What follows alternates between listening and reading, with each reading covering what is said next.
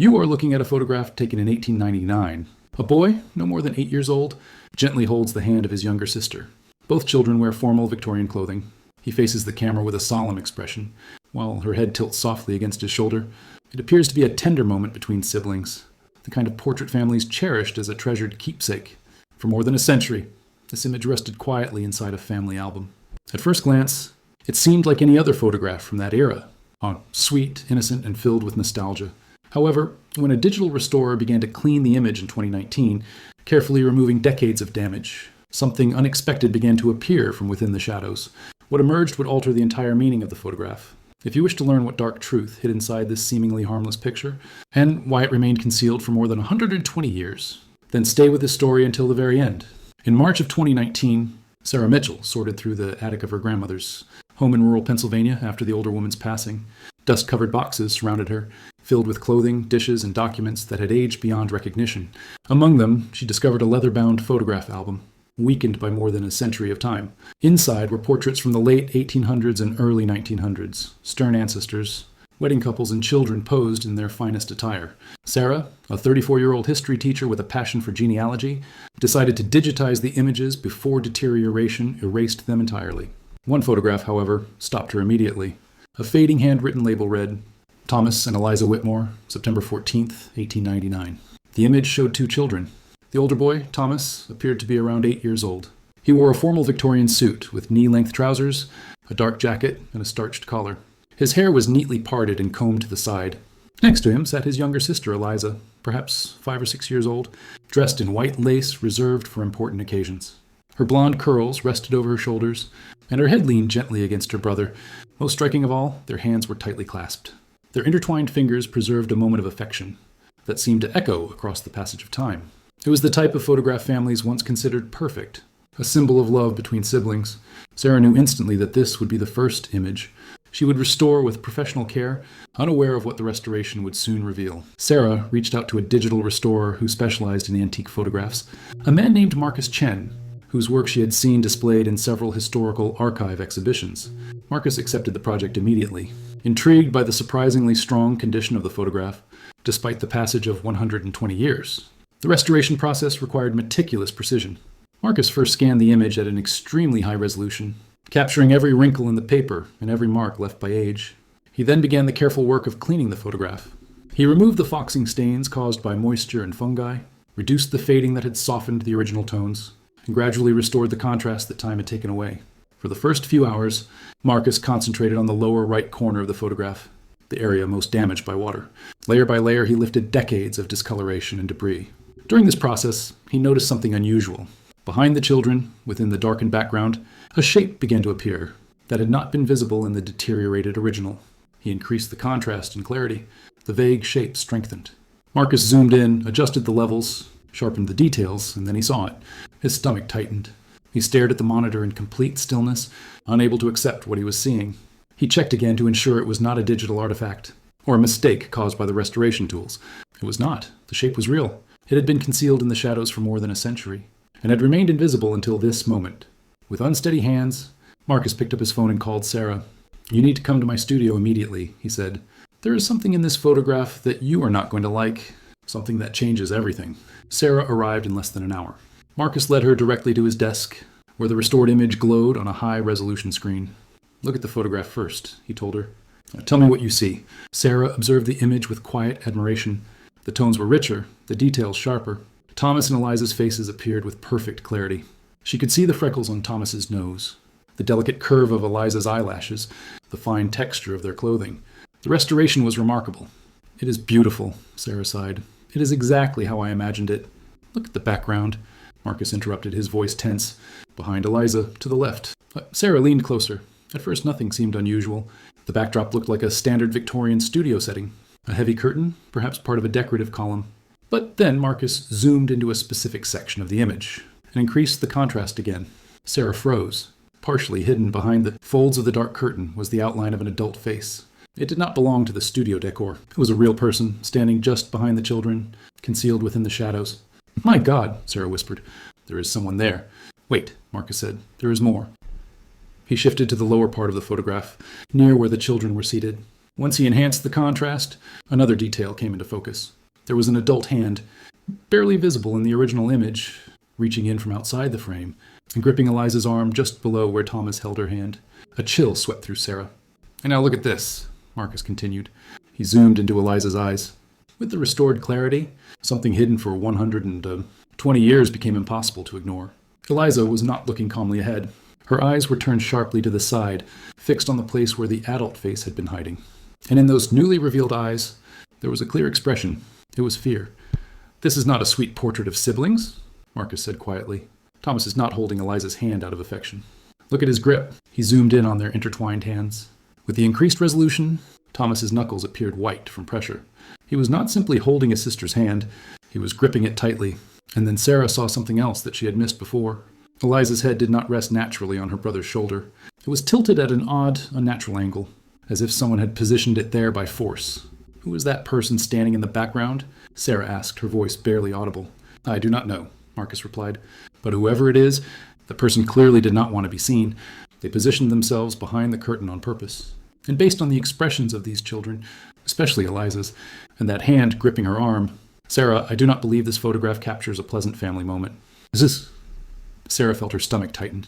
"Then what do you think it shows?" she asked. Marcus remained silent for a long moment as he studied the image. When he finally spoke, his voice was steady but heavy. "I believe this photograph documents something terrible that was happening to this little girl," he said. "And I believe her brother was trying to protect her. His grip is not affectionate. It is protective. Possibly even resisting something happening just outside the frame." Sarah sank into a chair, unable to tear her eyes away from the photograph. She had once considered beautiful, and now found profoundly disturbing. "We need to find out what happened to these children," she said at last.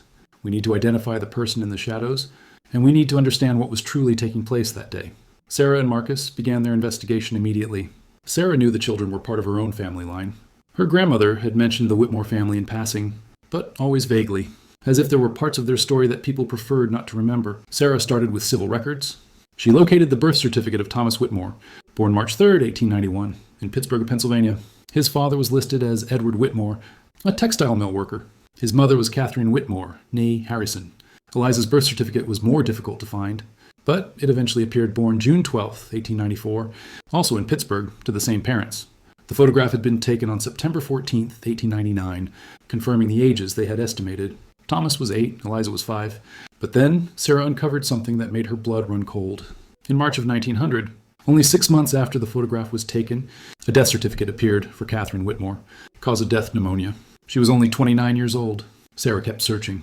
She wanted to know what had happened to Thomas and Eliza after their mother's death. The 1901 census provided a partial answer. 10-year-old Thomas Whitmore was listed as living with his maternal uncle in Philadelphia, but Eliza was not with him. Sarah widened her search and eventually found her in the 1901 census. She was living at St. Margaret's Home for Orphaned Girls in New York City, an institution run by the church. They separated them, Sarah whispered, feeling a deep sadness. After their mother died, they separated the siblings. But that was not all. Sarah examined archived newspaper, records from the Library of Congress. In April of 1900, just 1 month after Catherine's death, a small article appeared. It was titled, "Local Investigation into Child Welfare." Written in the cautious language typical of the Victorian press, it stated that authorities had initiated an investigation into inappropriate conditions in the home of Mr. Edward Whitmore, and that the minor children had been placed under temporary protective care. Sarah read the article several times. The implication was clear despite the careful wording. Authorities had removed the children from the home for their safety. But the question lingered. Why? She kept searching. Another article from June 1900 stated that Edward Whitmore had been admonished by authorities for improper behavior toward minors under his care, and that his custody had been permanently revoked. The pieces were forming a disturbing picture. Meanwhile, Marcus researched photography studios in Pittsburgh during 1899. He discovered that the photograph had been taken at the studio of J. Patterson and Sons, a well-established business at the time. Photography studios kept detailed session logs, Marcus explained. They often noted who commissioned a portrait, and sometimes included comments about the session itself. "Can you find those records?" Sarah asked. "I already did," Marcus replied, his expression grave. "Or at least what remains of them."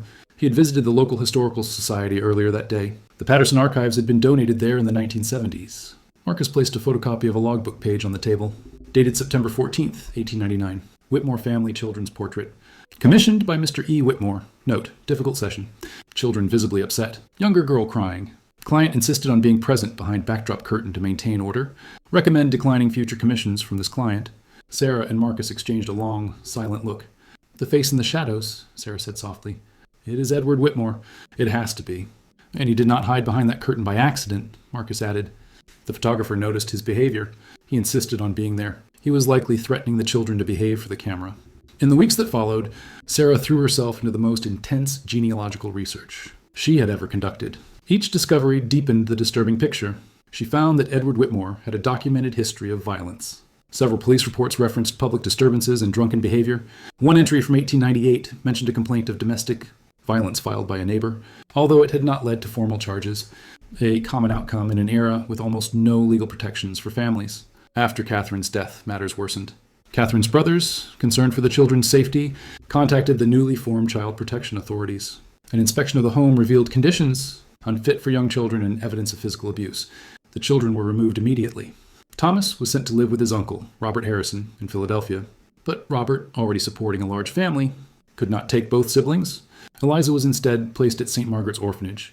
Sarah traced the orphanage records preserved in the diocesan archives, unaware that these documents were about to reveal something even more unsettling. In April of 1900, there was an entry concerning Eliza Whitmore at the orphanage. The record described a 6-year-old girl who was extremely withdrawn, spoke very little, and displayed visible signs of prior mistreatment. She required constant supervision and special care. Subsequent entries documented her slow, painstaking progress.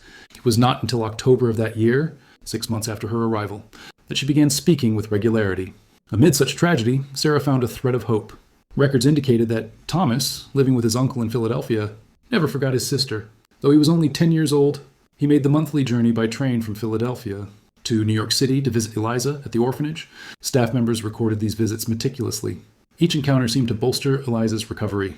The older brother's steadfast presence gave her comfort, and her improvement after each visit was noted in the records. When Thomas turned 14 in 1905, he secured employment at a textile mill in Philadelphia. Sarah discovered evidence that he diligently saved every penny. By 1907, when Eliza was 13, Thomas had accumulated enough money to secure her release from the orphanage. He rented a small room where both siblings could live together. At 16 and 13, they were finally reunited. Census records from 1911 confirmed that Thomas and Eliza were residing together in a modest Philadelphia apartment. Thomas worked as a loom operator, and Eliza as a shop clerk. They endured every hardship to remain united, surviving and supporting one another in a world that had once sought to separate them. Sarah uncovered yet another remarkable detail. In 1910, the siblings had filed a legal request to change their surname from Whitmore to Harrison, adopting their mother's maiden name. The application was approved, solidifying a new identity and a fresh start. Subsequent census records traced their lives forward. Thomas Harrison married in 1915 at age 24. Eliza Harrison married in 1916 at age 22. Both had children. Both lived into their 70s, passing away in the 1960s. What struck Sarah most profoundly was the closeness they maintained throughout their lives. According to family records and obituaries, Thomas and Eliza lived within 2 blocks of each other as adults. Even after starting their own families, they remained inseparably close. The little boy who had gripped his sister's hand so tightly in 1899, desperately trying to protect her, had continued his guardianship across decades. The photograph, once thought sweet and innocent, held a far graver story. Sarah's grandmother had preserved it in the family album but never spoke of it. It was not a testament to sibling affection in a happy home. It captured an 8-year-old boy's desperate effort to shield his 5-year-old sister from an abusive father during a coerced photography session. It documented fear, control, and the presence of a hidden menace lurking in the shadows. For 120 years, that truth had been concealed by the deterioration of the photograph, obscured as nothing more than a seemingly innocent image. Modern restoration revealed the reality that had always existed, waiting quietly in the shadows to be recognized. Completing her research, Sarah confronted a difficult choice. Should she keep this information private, hidden as her grandmother had done? Could she ignore the dark truth concealed in the photograph, given that everyone involved, the children, their father, even the photographer, had been dead for decades? What value would there be in exposing a painful history long buried? Sarah was a historian. She understood that unspoken histories have a way of continuing through time. Silence protects abusers and abandons victims, even those who have been gone for over a century. She made her decision. She would tell the story. Sarah wrote an article for a historical society journal, carefully documenting her research and the process of restoring the Whitmore photograph. She included the restored image, but deliberately pixelated Edward Whitmore's face lurking in the shadows. This was not to protect him, but because she believed a clear view of an abuser was unnecessary to convey the story. The article quickly gained attention. Several history blogs picked it up, and soon it went viral across social media platforms. Readers were simultaneously horrified and deeply moved. They were struck by the terror captured in the photograph, yet inspired by the resilience of Thomas and Eliza. The children who survived escaped and went on to build full lives despite their traumatic beginnings. Sarah received hundreds of emails and messages from around the world. Many contained stories of hidden family secrets, uncovered through old photographs. Others were from survivors of childhood abuse, who expressed that the story gave them hope. It demonstrated that survival was possible, that siblings could protect one another, and that love could ultimately triumph over cruelty. One email affected Sarah more than any other. It came from a woman in Oregon named Jennifer Harrison, a direct descendant of Eliza. Jennifer explained that her grandmother had been Eliza's daughter and that she had grown up hearing stories of Grandma Eliza and Uncle Thomas, and of the extraordinary bond they had shared. My grandmother used to say that my mother and Uncle Thomas had a connection that nobody could fully explain, Jennifer wrote. They endured something terrible in childhood that they never spoke about, yet it made them inseparable for life. Now I finally understand. Thank you for uncovering this truth. It explains so much about my family. Eventually, Sarah and Jennifer met in person, bridging two branches of the family tree that had lost contact for generations. Jennifer shared photographs of Eliza as an elderly woman, smiling, surrounded by children and grandchildren, genuinely happy. She had survived. She had healed as much as possible from her childhood trauma. She had built a life worth living. Marcus Chen, the digital restorer who had first noticed the hidden details in the photograph, began giving lectures on the significance of photographic restoration. He emphasized that restoration was not solely about preservation, but about uncovering historical truth. In his talks, he explained that old photographs often contain information that was invisible or ignored at the time. Modern technology allows us to reveal these hidden stories. Every photograph tells a story, Marcus said in one lecture. But sometimes the most important story is the one that has been hidden, the one nobody wanted to see, the story, that remained in the shadows for over a century, waiting for someone to bring it to light. The restored photograph was eventually donated to the Smithsonian Institution, where it became part of an exhibition on the history of child welfare in America. The exhibit explored the evolution of child protection laws, the importance of mandatory reporting, and the progress society has made in safeguarding vulnerable children, though, as it highlighted, there is still much work to do. Whenever Sarah visited Washington, D.C., she would stand before that photograph. She would gaze at the image of 8-year-old Thomas gripping his 5-year-old sister's hand, while their abusive father lurked in the shadows behind them. She thought about how easily the truth could have remained hidden. The photograph had been in her grandmother's attic all along, appearing sweet and innocent. Without modern restoration technology, without curiosity, without the willingness to look closer, the story would have remained invisible forever. It was not a simple moment of sibling affection. It was a desperate act of protection. An 8-year-old boy attempting to shield his 5-year-old sister from an abusive father, a little girl's fear captured permanently on film, and a monster hiding in the shadows, believing he would never be seen. But 120 years later, technology, patience, and determination brought the truth into the light. Sometimes the most profound truths are hidden in plain sight, waiting for someone brave enough to see them.